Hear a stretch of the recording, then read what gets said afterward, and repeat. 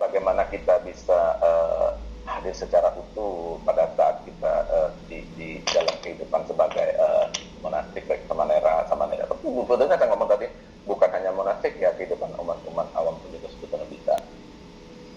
Nah, kalau kita memberikan pelayanan itu kadang-kadang memang banyak hal yang membuat saya awalnya terus terang saya tidak percaya ketika awal-awal itu saya pertama kali saya masuk monastik itu saya berpikir begini loh, bahwa monastik itu selalu hidup kelihatan ya kan kita karena saya bukan monastik jadi saya nggak tahu, saya melihat monastik itu adalah sesuatu sosok yang agung gitu loh, melihat biku sangga itu, melihat mereka itu saya seperti melihat sesuatu yang ketika mereka berjalan saya kalau rasanya sangat gimana gitu, sangat mulia, sangat agung ketika mereka penuh kebahagiaan segala macam. Dan saya tidak melihat adanya penderitaan di para anggota sangga. Dan saya melihat bahwa anggota sangga dimanapun mereka selalu penuh senyum, penuh tawa, penuh kebahagiaan.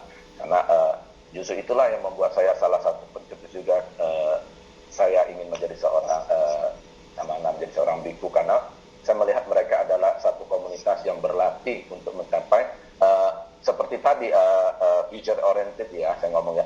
Jadi saya punya future oriented bahwa saya akan menjadi anggota sangga, bahwa saya akan memberikan kebahagiaan bukan hanya diri saya sendiri tapi kepada orang lain.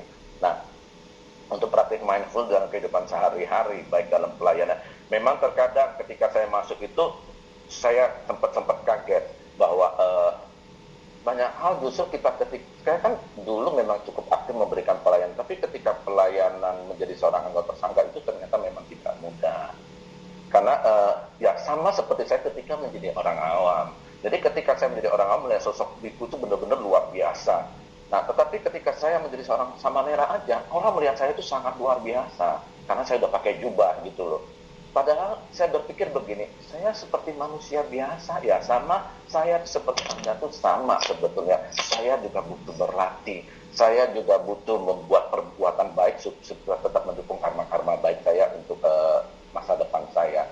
Jadi ketika saya melakukan memang kita kadang-kadang ada titik jenuh ketika memberikan pelayanan-pelayanan, tapi terus terang saya sama beliau ini kita selalu bersama-sama rumah duka, baik kita satu hari bisa sampai beberapa kali memang secara fisik capek, secara pikiran kadang-kadang jenuh saya. Tetapi bagaimana ketika awal-awal merasa, tapi saya merasa ketika akhirnya saya merasakan sesuatu hal yang berbeda ketika merasa pola pikir saya ubah. Saya bukan memberikan pelayanan kepada orang lain, tapi saya melayani diri saya sendiri. Jadi ketika saya melayani orang lain adalah saya melayani diri sendiri. Jadi saya sadar bahwa banyak orang mungkin ada yang setuju ada yang tidak setuju dengan perkataan saya ini kadang-kadang bahwa seorang biku, kemarin saya sempat juga dengar ada beberapa orang bilang, jadi biku enak, mudah, enak sekali, kenapa selalu dilayani? Saya diam, saya tidak akan berbicara banyak kepada orang-orang seperti itu. Kenapa? Dia merasa biku itu dilayani. Jadi orang-orang ini seperti ini selalu berpikiran bahwa biku ini ya seperti itu dilayani. Mereka tidak berpikir bahwa sebetulnya biku itu juga selalu melayani. Apalagi kita anggota sangga dari Sangga Indonesia selalu melayani. Mereka tidak berpikir kita memberikan dhamma di sana juga kita memberikan pelayanan rumah duka, pelayanan orang sakit, pelayanan blessing rumah, semuanya semua. Dia berpikir kita selalu ya itu. Nah, tetapi ketika praktik mindfulness saya jalan situ, saya sadar bahwa saya akan memberikan lebih kepada mereka. Jadi ketika pelayan-pelayan itu, jadi begini, ketika ke rumah duka saya kadang-kadang memang agak-kadang agak lebih begini ya. Saya berpikir mereka yang meninggal itu seperti anggota keluarga saya sendiri. Ketika ada yang meninggal, ada sini saya ingat orang tua saya. Jadi saya terkenal orang tua saya ketika saya meninggal, keluarga saya merasa kehilangan. Ada rasa sedih, ada rasa kehilangan. Nah itulah.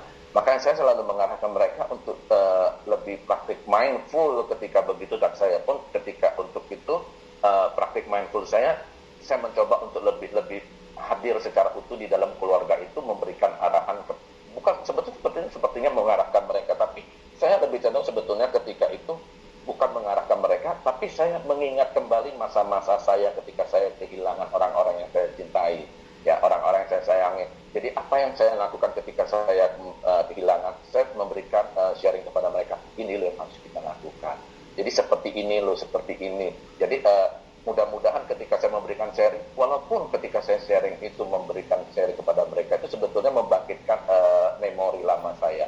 Tetapi memori-memori lama kehilangan saya ini ternyata ketika saya sharing ke mereka membawa manfaat sangat besar kepada mereka. Mereka akhirnya bisa menyadari bahwa memang orang yang sudah mendekat kita suatu saat bukan dia atau kita yang akan pergi. Nah, pelayanan-pelayanan seperti ini, praktek-praktek mindful, saya rasa memang kita kadang-kadang memberikan pelayanan, kita siapapun juga ketika memberikan pelayanan pasti akan penuh, akan segala macam. Tetapi kita, saya meyakinkan diri saya selalu menutrisi diri saya dengan hal yang positif, bahwa saya selalu berpikir begini, ketika saya melayani orang lain, berarti saya melayani diri sendiri. Saya